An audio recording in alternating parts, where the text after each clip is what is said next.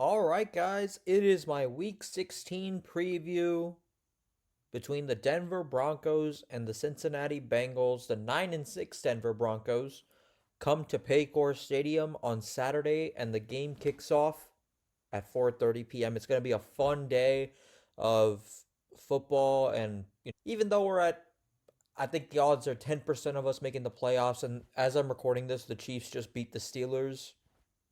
So, that could be another thing where it just kind of our odds dip because then I guarantee you Kansas City's not going to play their whole starters next week. I mean, they'll play maybe a few reps just to wear off some rust and everything, but overall, I don't see them playing the starters the whole game. So Denver might have an easy shot at a win, but for this game, man, I mean, you keep yourself alive as long as possible.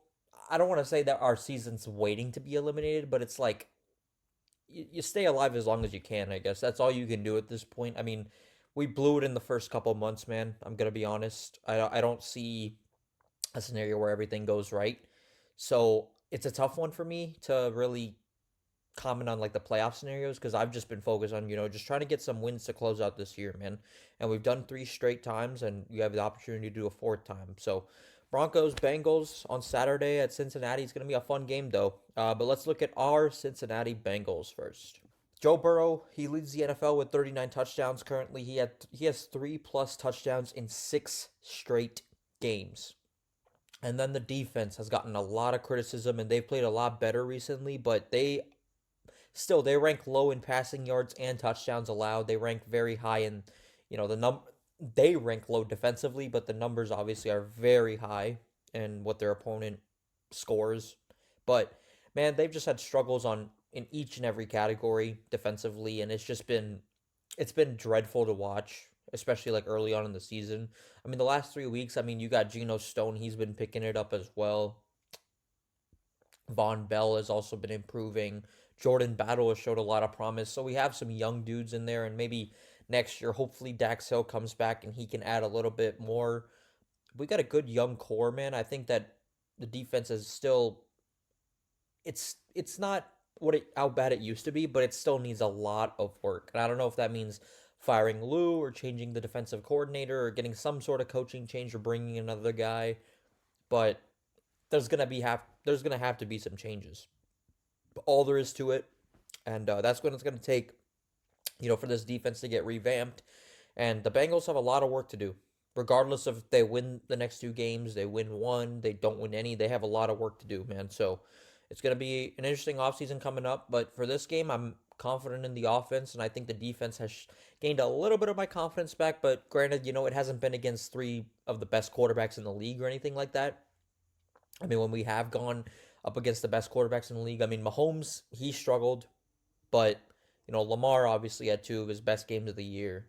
Jaden Daniels, obviously, that was his coming out party. And then it just hasn't gone our way. And then Justin Herbert, let's not to forget him. Grant, I think the defense, played their living tails off in the second half against the Chargers, but then Russell Wilson came back next week and he had, his best game of the season. So defense has not been great, but the offense has been able to match it, particularly with Joe Burrow, Jamar Chase. So I think that and Tee Higgins, not to mention him, and then Chase Brown on the ground. I don't want to forget anybody, but offense is going to do their thing, man. I don't care what the Denver defense or any defense really shows. I think the offense is still going to get theirs because that's just how great they are. But it'll be a fun game, and hopefully, we come out on top. But let's look at our opponent, the Horses, the Denver Broncos. They're looking for their first. It's simple for them. They win, they're in. It's their first playoff appearance since 2015 if they get in. So, and that was obviously the year that they won the Super Bowl in Peyton Manning's final year. Bo Nix, he seems to be finding a success in Denver. I mean, he's got a great head coach, in my opinion, behind him. Sean Payton, he turned that thing around. Got a lot of flack last year for what happened with Russell Wilson. But, you see Russell Wilson, he's also, I'm not saying he's, doing bad or anything, but he's also coming down to earth a little bit. So it's kind of showing that he's aging a little bit. But you still got to give credit to that Denver coaching and particularly Sean Payton. I mean, he's been a great, addition for them. And Bo Nix has been playing some good football, man. I mean, he's great in the pocket. I mean, he's got great presence. He looks a lot better in the pocket than Russell Wilson right now. And, he has doubled the amount of touchdowns as interceptions. I mean, that's something that even Peyton Manning in his first rookie year, he threw the most interceptions in a season as for a rookie. So, it's a strong start. Like I said, you don't really judge quarterbacks based on, like, 1 year, but you go off of 2, 3, maybe 4 year stretch. So we'll see if he can continue it. But right now, man, I mean, that Denver looks like they got their guy, and you look at their defense. I mean, they've had some recent issues, particularly with Justin Herbert last week, and they allowed in the last 4 games they've allowed 30 plus points twice. Still ranked number one in EPA per play, but it's still coming down a little bit, and particularly in the second half last week against the Chargers, they found themselves struggling mightily. But I still think that this defense can figure it out. They got a good team, man.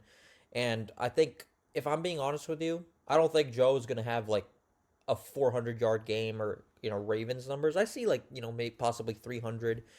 But I can see that Denver defense just taking at least slight advantage. I don't want to call it weak offensive line, but offensive line has not been exactly the strongest spot on our offense. I mean, we still give up pressure, which has also made Joe Burrow a much better quarterback. I mean, his pocket presence has been getting a lot better, and he's calm under pressure. And I just feel like the offensive line has done Joe, a lot of, I guess, not a weird way to say it, but favors as a quarterback, because they've just made him a lot more aware in the pocket. And, it's been working out for the better. And you saw that last week against Cleveland. I mean, they held Myles Garrett in check, but when he, rushed the passer, I mean, Burrow was able to figure it out. He had a touchdown throw from his knees as well. So he's coming along very well. And, as a Bengals fan, I just am proud to say it, man. But with all that being said, the defense ranks high. Bo Nix is, playing good, and he's the best quarterback that we're going to see in quite a bit. I'll say here's the keys to victory. Got to take advantage of Denver's secondary. Target Jamar Chase. Target Tee Higgins. I don't know what kind of mismatches you're going to see, but use the same game plan as the Chargers did in the second half. I mean, they found their guys, like, and even on the ground. Gus Edwards had a huge game, and I think that Chase Brown, he's showing, even when Zach Moss went out, he started getting more carries and starts. He's showing that he's a really good fit for our system. Not just running back, but fit for our system. I mean, Joe Mixon is, playing very good this year, but I don't think he was the right fit for our system in terms of the amount of carries that he's getting in Houston. I feel like that system just fits him better, and that's where he's finding a lot more success. So I'm glad to see that work out for him. But I think Chase Brown can find similar success out here with our game plan. So obviously you got to protect Joe Burrow. He's going to make it work. If he has time, I'm confident he's going to hit his guy. And we can't just give, like, I know this is going back a lot of weeks, but Jaden Daniels, think about him. He had all day to throw in the pocket.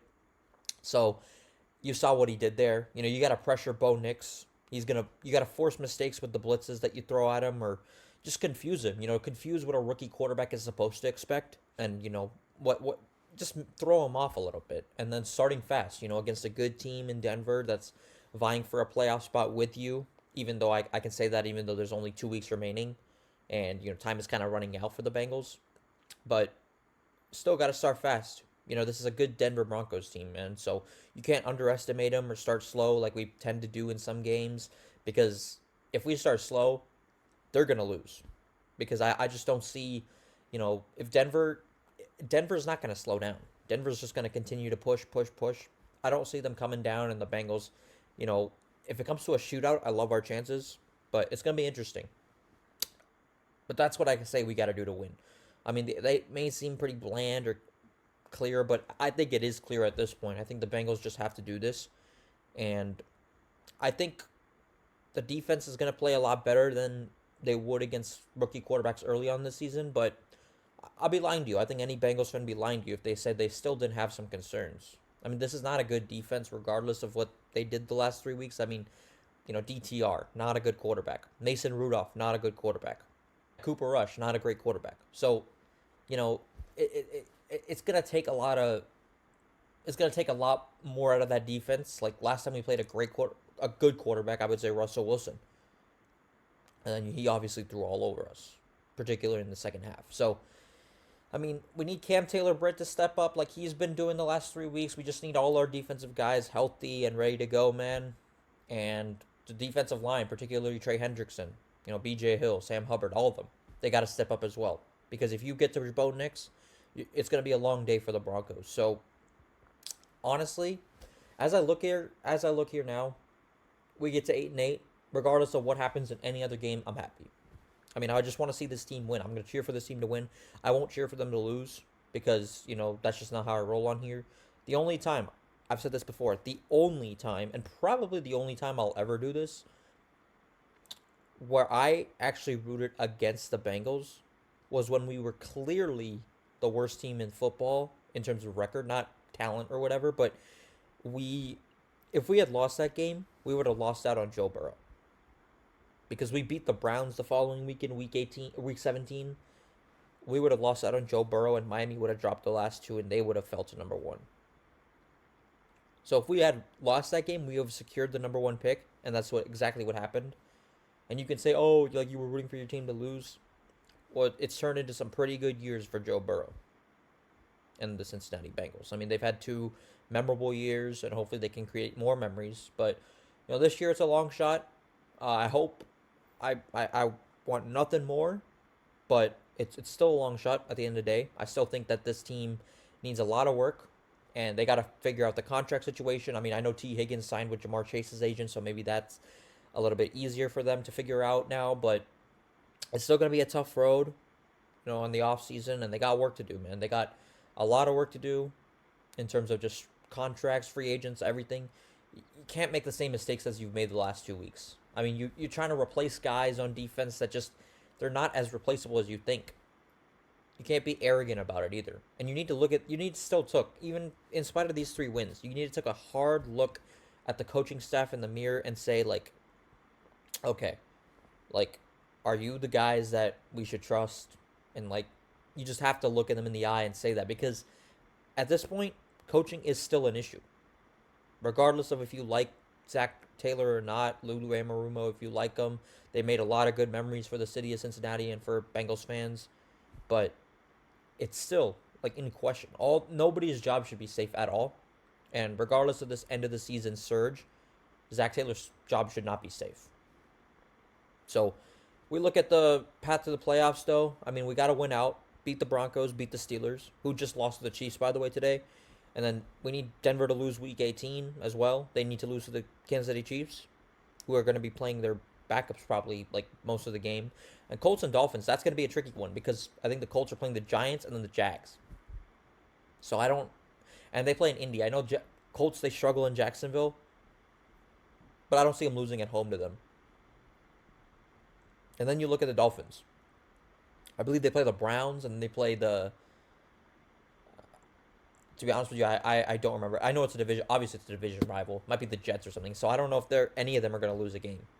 It's a tough one, man. But right now, all I'm focused on, you just got to beat Denver. Got to beat Denver and go into Week 18 at 8-8.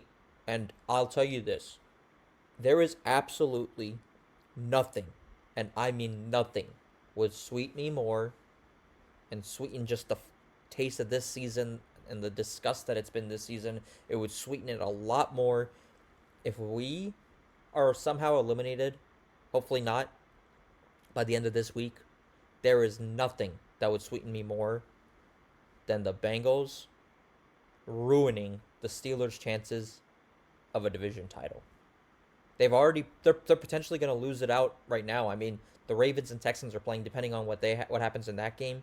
I mean, the Steelers could very well lose out on that division because the Ravens play the Browns next week, and we play the Steelers. So, focusing on Denver right now, we need to keep our hopes alive. And then when it comes to next week, I mean, depending on how the Steelers, like, obviously they're going to play their starters because they're playing for division title, but nothing would sweeten me more than if we can win this game and screw the Steelers over in the division. That would be beautiful. And I would take a playoff, even appearance at this season. I mean, we were coming off of 0-3 and everything, bouncing back and at least making a playoffs. I guess there's no monkey on the back in terms of the playoff curse anymore because we broke it. So it'd be like, okay, well, you still want to get that ring eventually. But right now, I mean, we know that the team still has work to do. So a playoff appearance would be great, but it's still a long shot, man. But right now, we just got to focus on Denver. And then we'll worry about the Steelers next week. So I think that it's going to be a great game between two solid teams.